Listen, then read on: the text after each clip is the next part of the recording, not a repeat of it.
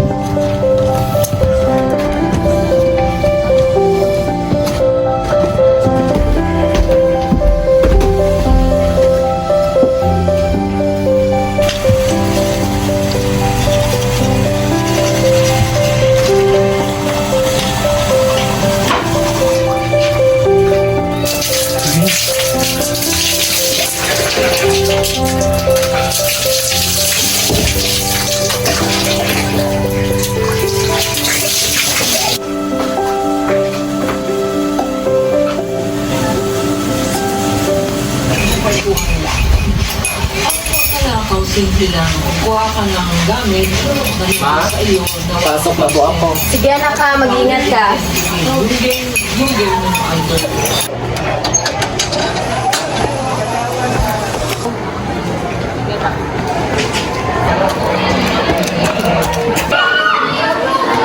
Mr. De Los Reyes, late ka na naman? Sorry po, ma'am.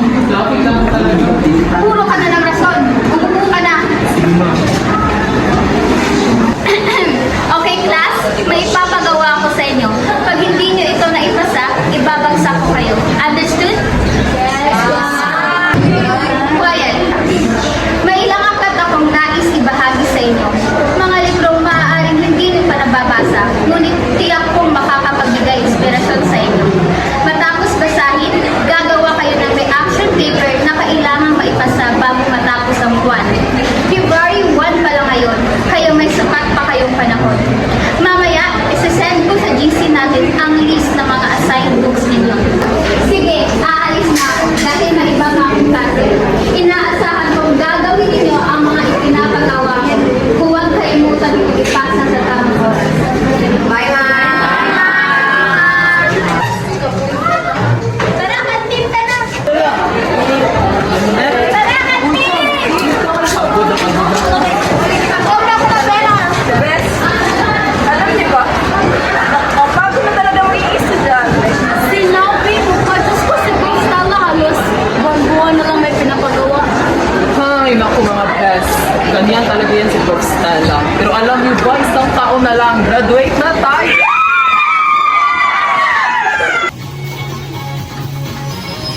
Mga kapatid, ikaw ang kumain ko ito. Good news! Ma, nandito na ako. Number 1 sa Parinay. Maraming salamat po dahil simula pa lang yung FPGs ang Miss na miss mo na talaga si tatay, no? Halos gabi-gabi bago ako umuwi, hawak mo ang picture niya. Hindi lang sana siya nawala na maaga. Siguro masaya at buo pa yung pamilya natin ngayon.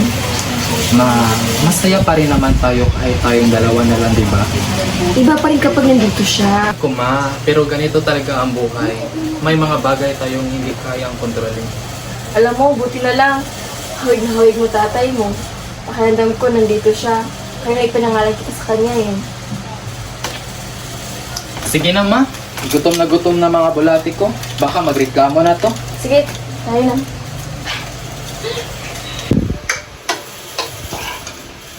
Kumain ka na marami.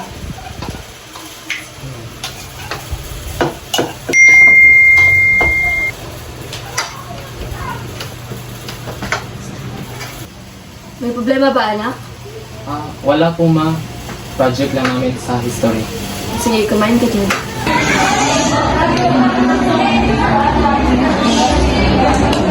Anong photo ma? Mr. De Los Reyes, hindi ko alam na wala ka na malaki. That's the book you'll be writing your research paper on. You won't find it just anywhere. Original copies are extremely rare. Ganun po ba? Sige po bro, salamat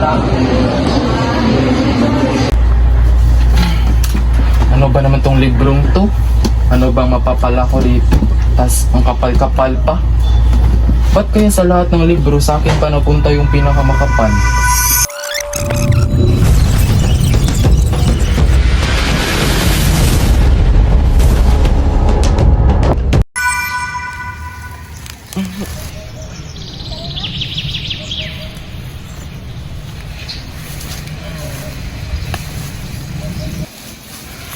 ¿Qué está haciendo Ari?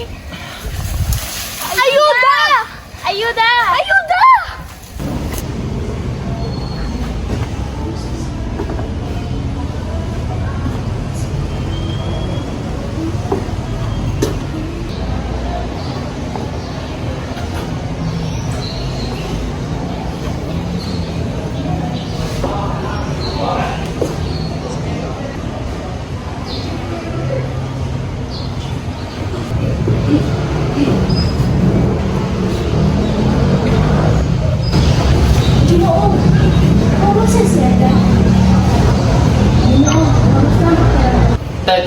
Teka. Ang labo pa rin ang utak ko. Sino ba talaga kayo? Ako si Leonora Catalina Villanueva. Ito naman ang aking kaibigan si Teresa Indes del Rosario. Ikaw naman, Ginoo. Anong pangalan mo? Ako naman si Fidel Infantes de los Reyes. At, teka lang, kayo naman dalawa sa bahay na to? Oo, Ginoo. Sa katunayan ay ulila na kami dalawa ni Oray. Ito ay bahay ng kanyang mga magulang na matagal na magulang.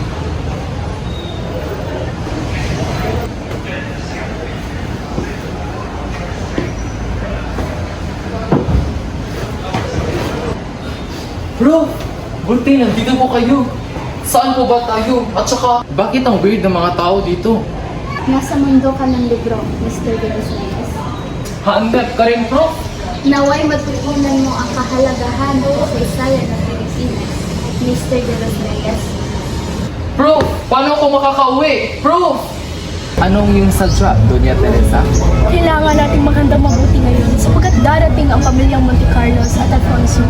At sa malamang ay pag-uusapan nila ang darating na kasal na Ginoong Crisanto at Binibining Cristina. Sino naman sila? Si Ginoong Crisanto Monte Carlos ay anak ni Kapitan Alejandro Monte Carlos at Doña Magdalena Monte Carlos. Samantalang si Binibining Cristina Alfonso ay anak ni Don Lorenzo Alfonso na namayapan at Doña Victorina Alonso. Mukhang malalaking tao ngayon ha. Sa pangalan pa lang, bibigati na sila. Oo, kaya mas mabuting mag-ingat tayo sapagkat ang mga ganyang pangalan ay mahigpit sa kanilang reputasyon.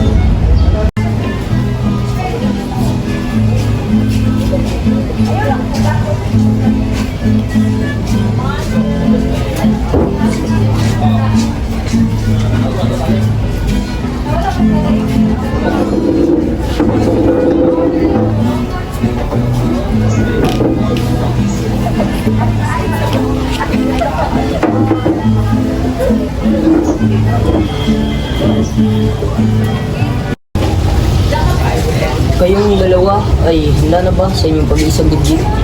Kumain po ngunit kailanman hindi ako pumayag sa kasunduang ito. Crisanto, huwag mong ipahiyang ating pamilya sa harap ng mga tao. Mawalang galang na po ngunit kailangan ko muna lumabas.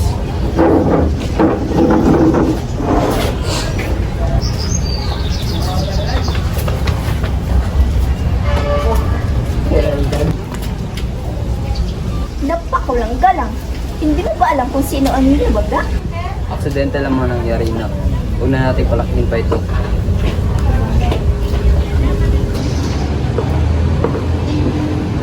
Ano ang nais mong kainin, Ginoo? Nais kong kumain ng pollo de adobar. Sige. Ihanda ko ito sa ilang sandali lang.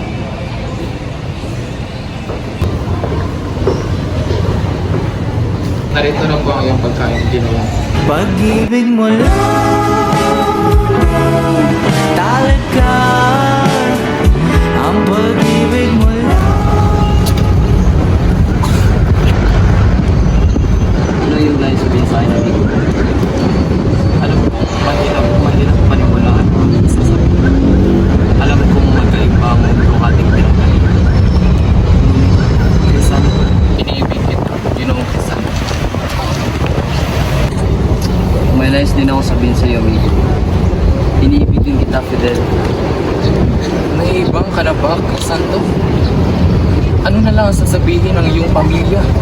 At ikakasal ka na kay Christina. Hindi kita sasalangatin sapagkat alam ko ang totoo yung mga sinasabi sa akin.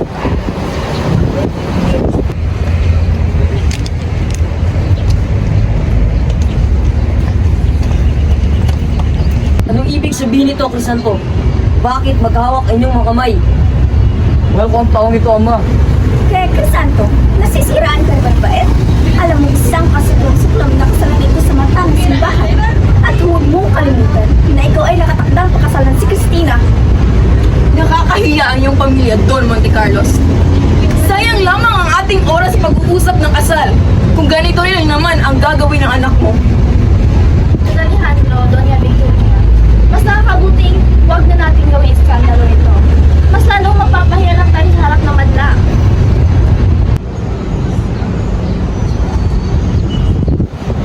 Ikaw ba ang nagsabi kina Don Alejandro tungkol kay Crisanto at Fidel? Ginawa ko lamang ang pinag-utos sa akin ni Don Alejandro. Ngunit kaibigan mo si Crisanto, bakit nagawa mo itong pagtataksil? Kaya ba nagagalit ka sa akin? Dahil mahal mo pa rin ang lalaking iyon? Huwag mong ibaling sa akin ang usapan. Christina, alam mo matagal na kitang iniibig. Ngunit alam mo sinong iniibig ko, Gabriela. Ang lalaking pinagtaksilan mo. Ngunit Christina, ang lalaking iyon hindi ka iniibig. Alam ko! Alam ko kahit hindi niya ako mamahalin, ako pa rin ang magiging asawa niya.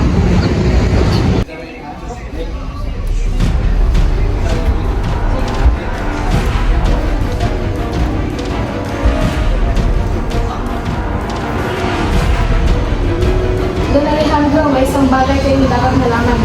Si Crisanto, may karelasyon sa isang linaw. Isang linaw na nangalan Fidel de los Reyes. Anong kulukuhan to?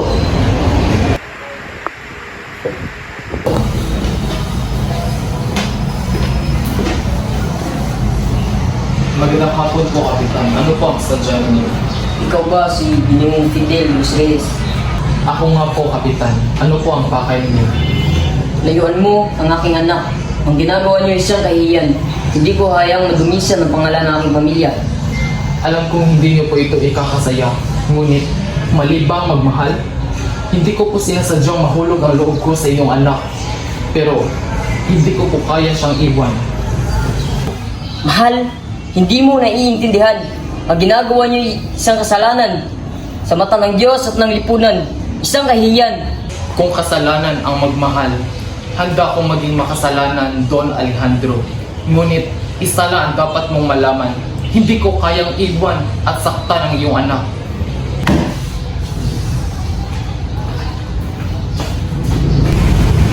Bakit mo ako pinapunta dito, Fidel? May nangyari bang hindi ko alam? Crisanto, kailangan na natin itigil ito. Ano ibig mo sabihin? Hindi tayo kailanman magiging malaya. Alam mong bawal ang ating pag-ibig at walang patutunguhan ang ating pag-ibig, kundi sakit at kapahamakan lamang. Hindi mo pwedeng sabihin yan. Ano man ang sabihin ng iba, ikaw mahal ko, Fidel. Hindi ba sapat yun? Mahal din kita, Crisanto. Pero hindi sapat ang pagmamahal kung ang kapalit nito ay galit ng iyong pamilya, ng iyong ama. Mag-usap sa'yo si Ama, hindi ba? Ano ang sinabi niya? Nakipag-usap ang iyong ama kaninang hapon sa akin. Sinabi niyang layuan daw kita dahil sa akong kahihiyan sa pangalan ng iyong ama. At iniwala ka naman agad, Fidel. Hindi mo kailangan sabihin gusto niya. Ito tungkol sa pagsunod, Crisanto. Ayaw ko masira ang relasyon mo sa iyong pamilya. Mahalaga sila sa iyo. Ayaw ko maging dahilan ng away ninyo. Hindi ko kaya mawala ka sa akin, Fidel.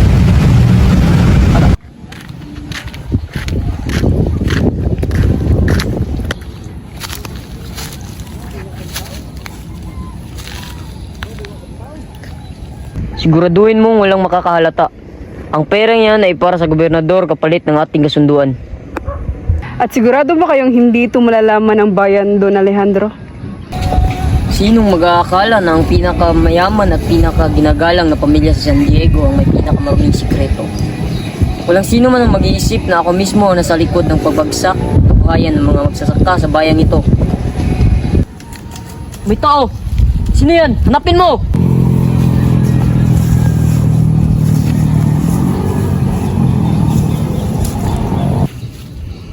de los Reyes. Alam niya. Paano niyo nalaman?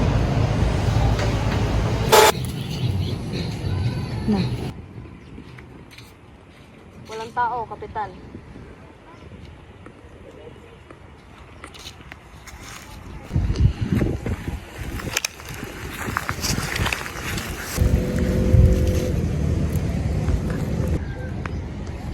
Fidel. Hindi natin siya dapat lang mabuhay. Anong nais niyo ipagawa sa akin? Patayin mo siya. Ano ang iyong nais sa parating, Ginoong Crisanto? Mag-ingat ka sa iyong mga sinasabi. Nalalaman kayo sa mabigat na usapin nito, Doña Feliciana. Ngunit, hindi ko na kaya manahimik pa. Ating bayan ay unti-unting nawawasak sa kamay ng isang tiwaling pinuno. Mga konsihala, ako po ay saksi sa mga katiwaliang nagaganap dito sa ating bayan. Ito po ang mga patunay na si Don Alejandro ay sangkot sa mga pagpataw ng buwis sa mga tao dito sa ating bayan. Ito ay isang patunay na hindi katanggap-tanggap ang kanyang nagawang kasalanan. Don Alejandro, nasagot ka ba sa paratang na ito? Sa itong malaking kalokohan, kailanman hindi ko magagawang pataksilan ang bansang aking pinagsisilbihan.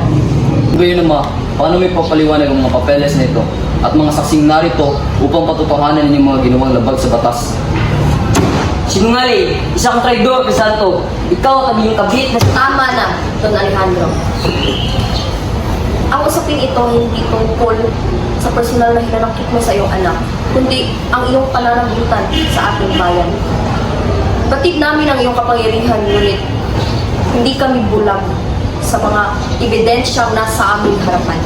Dahil dito, ipapatawag natin ang bantay ng bayan upang isailalim ka sa investigasyon, Don Alejandro Montecarlos. huwag mo isipin na tapos na ito. Magsisisi ka sa ginawa mong ito. Huwag mo isipin na tapos na ito. Bitawan niyo ako! Natapos na rin sa wakas. Hindi pa. May mas mabigat pang kapalit ang katotohanan na inilantad natin.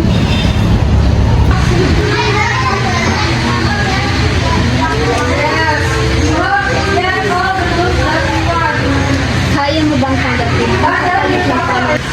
Anong ibig mong sabihin, Doc Stella? Hindi ba nawala na si Don Alejandro? Wala na ang panganib. Kaya maaari na akong manatili sa mundong ito. Hindi mo pa rin naiintindihan, hindi ba? Ang aklat na ito ay may sariling kwento at ang bawat tauhan may itinakdang kapalaran. Sa simula pa lamang, itinadhana ng mga kansibukan. Hindi maaaring mangyari yun. Natanggal na sa pwesto si Don Alejandro. Kaya ligtas na kami ni Crisanto. Wala nang dahilan para mangyari yun. Kung mananatili ka rito, susundin ang pwesto ang itinakdang wakas nito. At ang wakas na iyon ay ang pagkamatay ni Crisanto. Ano ang maaari kong gawin? Ang tanging paraan upang mailigtas siya ay ang lumabas ka sa libro ito. Ngunit may isang katotohanan na kailangan niyong tanggapin. Ang tanging paraan upang makalabas ka dito ay kung mamamatay ka sa libro ito. Ano itong nawang Crisanto? Sinumbong mo ang sarili mong ama sa konseho. Ikaw ang dahilan kung bakit napahiya ang ating pamilya. Hindi ako dahilan kung bakit tayo napahiyain na. Siya ang may kasalanan. Siya ang gumawa ng pandarambang at gumamit ng ibang tao para lang yumaman. At ikaw, anong ginawa mo? Siniraan mo ang sarili mong ama sa harap ng buong San Diego? Ipinahiya mo siya! Hindi mo lang inisip kung ano mangyayari sa atin ngayon? Wala ka na bang ibang iniisipin na kundi ang kahihiyan natin? Alam mo ba kung gaano karaming taong nag-usap na wasak dahil sa kanyang kasliman? At tayo, ano mangyayari sa atin? Sa iyo? Paano mo magagawang itakwil ang sarili mong dugo para rin sa isang dayo? Dugo ang dahilan kung bakit kayo bulag sa katotohanan. Kung dugo lamang ang batay ng tama at mali, mas pipiliin kong talikuran ang apelido ninyo kaysa ipagtanggol ang makasalanan. Wala kang utang na loob! Tanangin ko sa'yo. Ako isang anak lamang hindi kaya ipikit ang kanyang mga mata. Kasama ng kanyang ama.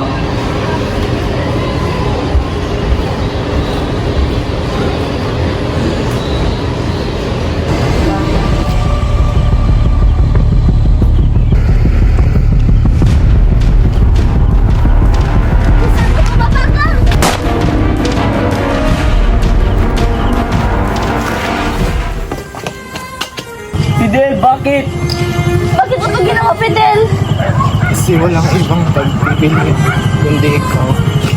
Del, huwag mo kong iwan, di kita kayang mawala. Mahal na mahal kita, Crisanto.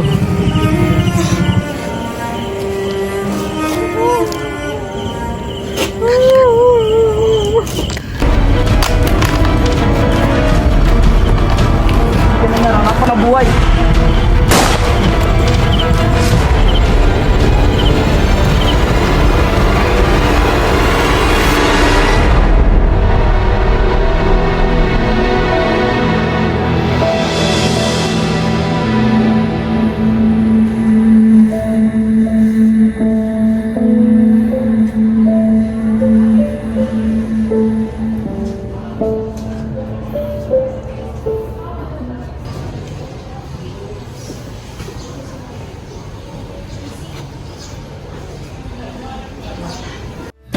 Masakit isipin na ang ating pag-ibig ay hindi nagtagumpay dahil sa masalimuot na mundo nating dalawa.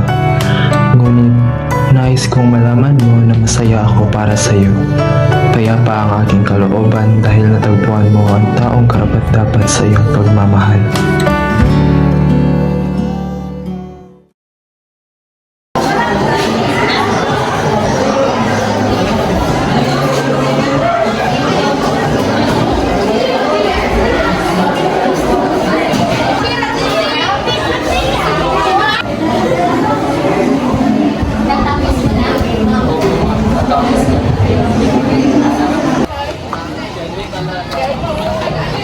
Dito muna ako sa friends ko. Hi! Oh, graduate na pala tayo. Wait lang ha.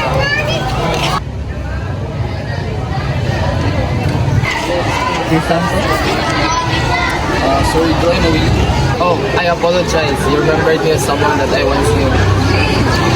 Oh, no problem.